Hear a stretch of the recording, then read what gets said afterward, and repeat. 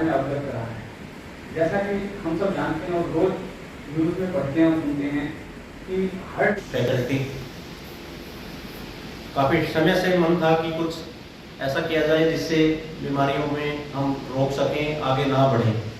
देखिए, बीमारी बढ़ती है, उसका इलाज चाहिए, और इस देश में इतने लोग हैं कि अगर बीमार हो गए तो कोई भी सिस्टम ऐसा नहीं है जो बीमारियों का इलाज कर पाए। 135 करोड़ का जनता है, उसमें से अगर 50 करोड़ को भी बीमारी होगी, कितना ही बजट दे लो, कितने ही अस्पताल खोलो, कोई संस्था बना लो, इलाज नहीं हो सकता। तो इसके लिए क्या किया जाए? सबसे महत्वपूर्ण कि बीमारियों को रोका जाए। अगर हम किसी भी लेवल में, अपने परिवार में, अपने समाज में, अपने आस पड़ोस में बीमारियों को रोकने में किसी हद तक सफल होते हैं, उसमें परिवार, समाज और देश सबका भला उसी में है। क्योंकि जिस प्रकार से दिल की बीमारियां बढ़ती जा रही हैं, आप सबको ज्ञात है कि जो उम्र पहले 50-60 साल की थी, अब वो 30-40 में आ चुकी है। घर घर में शुगर के, हार्ट डिजीज के लोग हैं।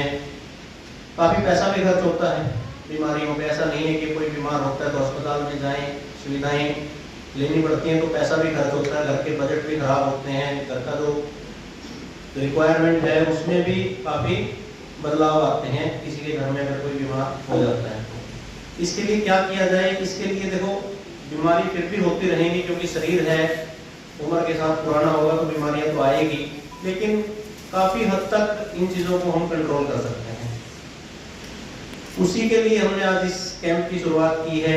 इस संस्था से पुराना जुड़ाव है, इस शहर से जुड़ाव है, यहीं के हैं, तो शुरुआत आज पहला हमने यहीं से की है और आगे भविष्य में भी करते रहेंगे।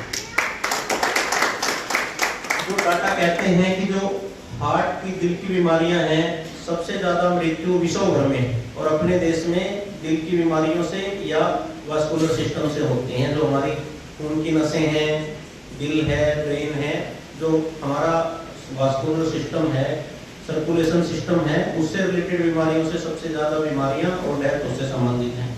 और बीमारियों की जहाँ तक हम बढ़ने की बात करें तो 99 के जो डाटा हैं, उस टाइम जो हार्ट की बीमारियों से डेथ रेट था वो पूरे साल में 23 लाख का था, जो बढ़कर 2020 में 47 लाख हो गया है।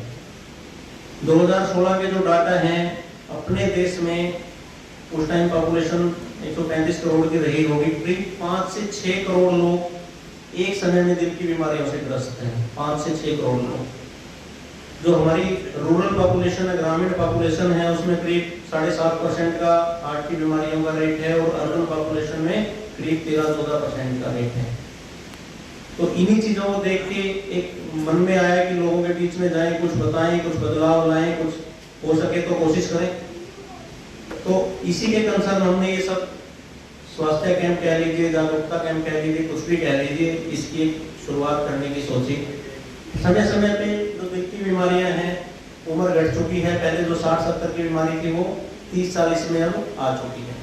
इसी के तहत हमने एक हार्ट फाउंडेशन की, बुजुर्ग हैं हमारे, आप में से काफ़ी परिचित भी होंगे, लाल सिंह चहल जी हमारे ग्रैंडफादर दादा थे, उनके नाम से फाउंडेशन की स्थापना भी की है, जिसके तहत आगे हम इन पे अलग अलग तरह, इंसान का दिल है उसमें 4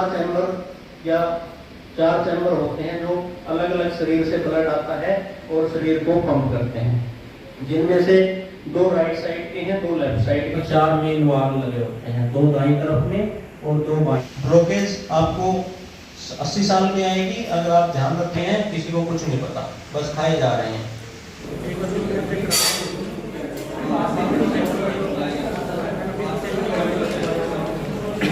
बताया आपने और भी खान पान के बारे में बताया, तो कैसे मतलब बचा जा सकता है इन सब? देखिए, दिल की बीमारियों से पहले तो समाज को, हम सबको, परिवार को, सबको मानना पड़ेगा कि इनको रोका जा सकता है। उसके लिए जागरूक होना भी ज़रूरी है और जागरूकता के जो पॉइंट, जो बातें हमने सेमिनार में भी बताई हैं, उन पे हमें विचार करना पड़ेगा और उन पे काम करना पड़ेगा। ये नहीं है कि जिस सुन के, क्योंकि बातें होती रहती हैं अखबारों में, मीडिया में, हर जगह आती रहती हैं, लेकिन हम उस पर एक्शन नहीं लेते, हम एक्ट नहीं करते।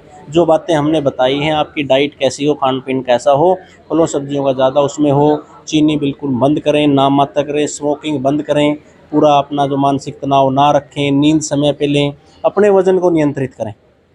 ये अहम पहलू हैं। अगर आप इन चीज़ों को डे टू बेसिस पे देखेंगे, अपना वज़न कंट्रोल करेंगे, खाना अपने नियमानुसार खाएंगे, तो आपको स्वस्थ जीवन मिल सकता है।